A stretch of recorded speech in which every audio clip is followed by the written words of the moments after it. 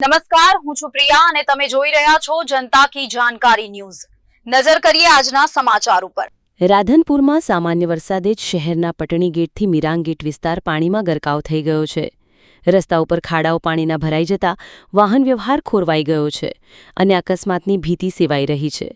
આ વિસ્તારમાં ઘરોમાં વરસાદી પાણી ઘૂસતા લોકો પરેશાન થયા છે। પરિવારોએ પોતાનો સામાન ખાટલા ઉપર રાખીને બચાવ કરવો પડ્યો। દુકાનોમાં પાણી ઘૂસી જતા વેપારીઓને પણ નુકસાન થયું છે। સ્થાનિક રહીશ સોએબભાઈ ઘાંચીએ તંત્ર વિરુદ્ધ આક્ષેપ કરતા કહ્યું કે આ સમસ્યા વર્ષોથી યથાવત છે।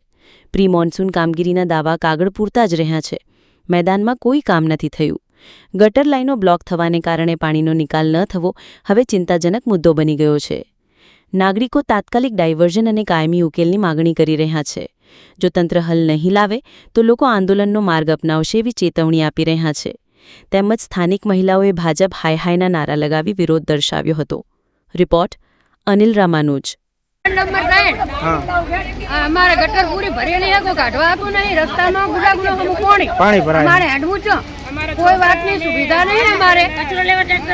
ट्रैक्टर वाला कोई पूछता नहीं हो हेडे है पण बोलता नहीं अने वही कोई माणसो मिलो नहीं मिलता। तमे दुकान ओटला बोटला तोड़ीने गटर साफ करावो, बस टेकरा टेकरा करी मेले है जेसीबी लावीने गटर ओटला बोटला तोड़ावी दुकानना गटर साफ करो।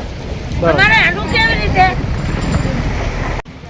અમારા વોર્ડ નંબર 3 ની બધાની રજૂઆત છે કે અમારા વિસ્તારમાં કોઈ કામ કરવામાં આવતું નથી અને અમારા જે કાંઈ તકલીફ છે મેન ગટરની અને પાણી ગટરનો 24 કલાક રસ્તા ઉપર ભરાયેલું રહે, અમે બહાર નીકળી શકતા નહીં।